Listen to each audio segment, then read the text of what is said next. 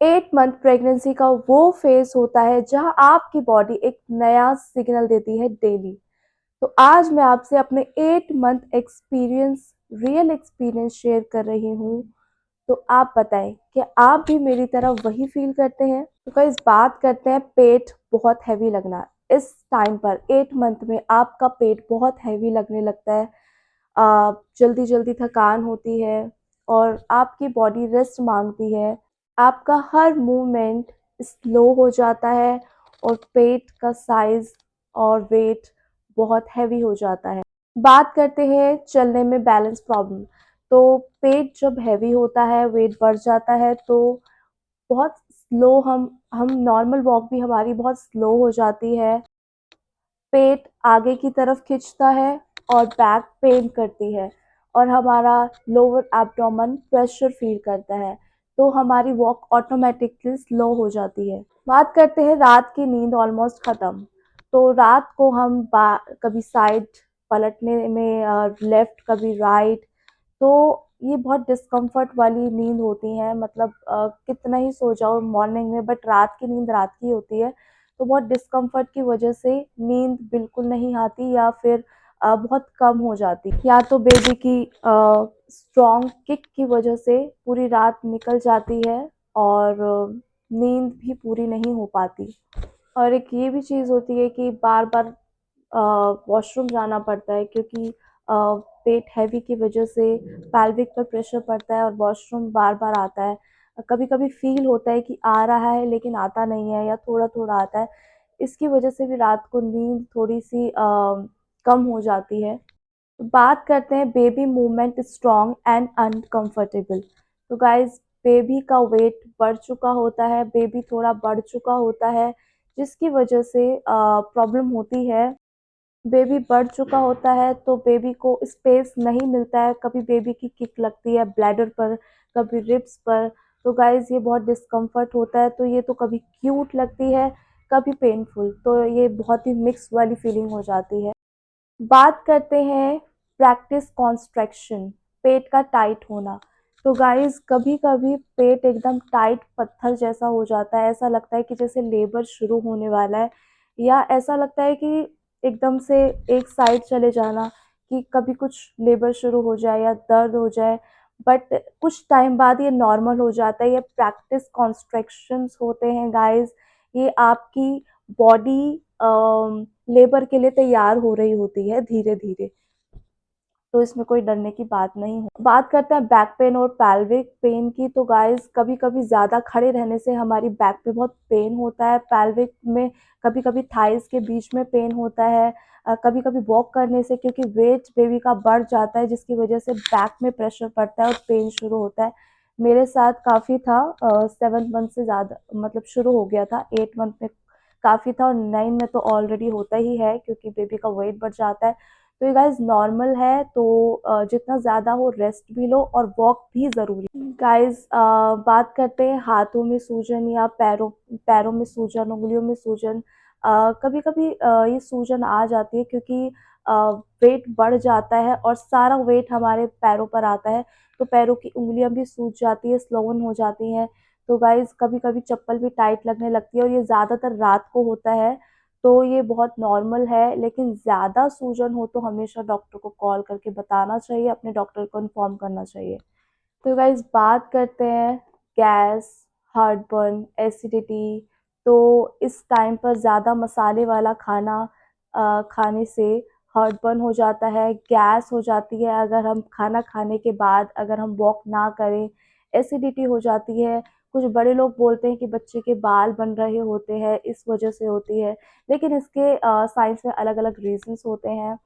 तो गाइज़ ये बहुत नॉर्मल चीज़ है और 8 मंथ तक आते-आते ये स्ट्रॉन्ग हो जाती है, इसीलिए बहुत ही नॉर्मल खाना खाना चाहिए, बहुत ही सिंपल दाल, रोटी, सब्ज़ी खानी चाहिए जो ज़्यादा मिर्च मसालों वाली ना हो। स्पेशली रात को बहुत हल्का खाना खाना चाहिए।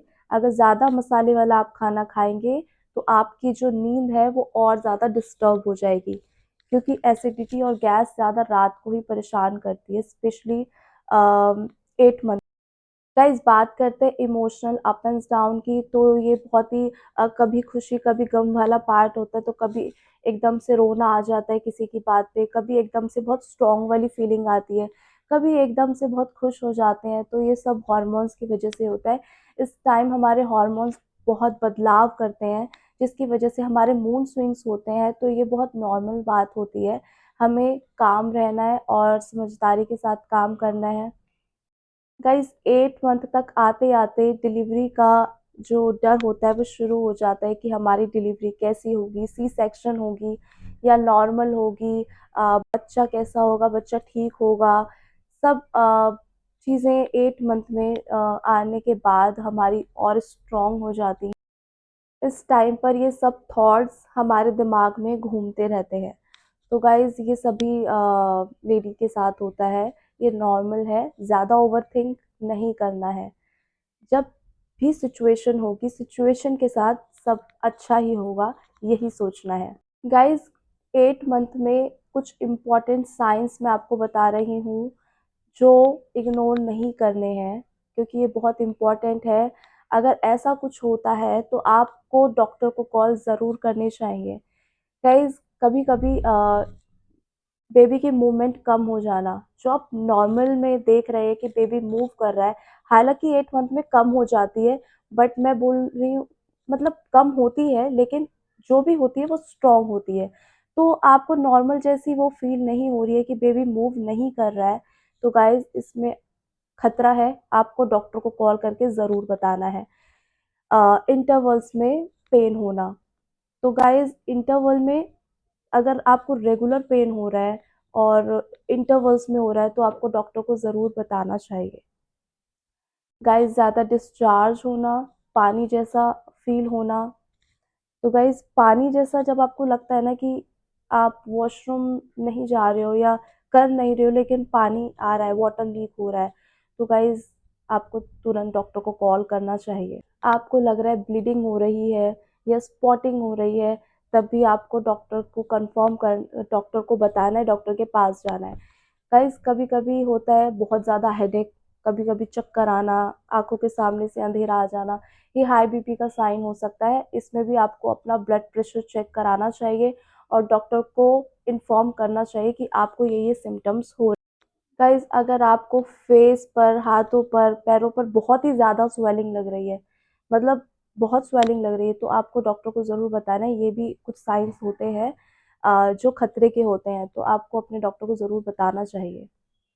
बुखार आ रहा है या कोई इन्फेक्शन का साइन आपको लग रहा है या ईचिंग हो रही है, इसमें भी आपको डॉक्टर को कॉल करके तुरंत बताना चाहिए।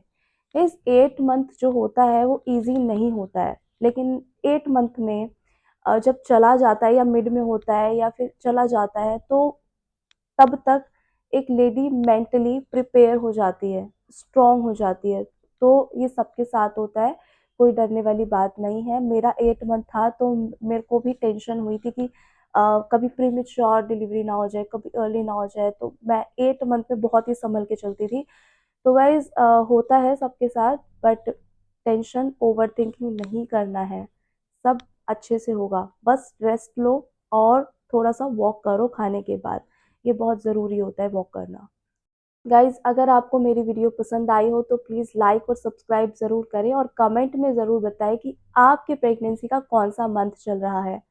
मुझे आपके कमेंट्स पढ़ना बहुत अच्छा लगता है। Bye bye.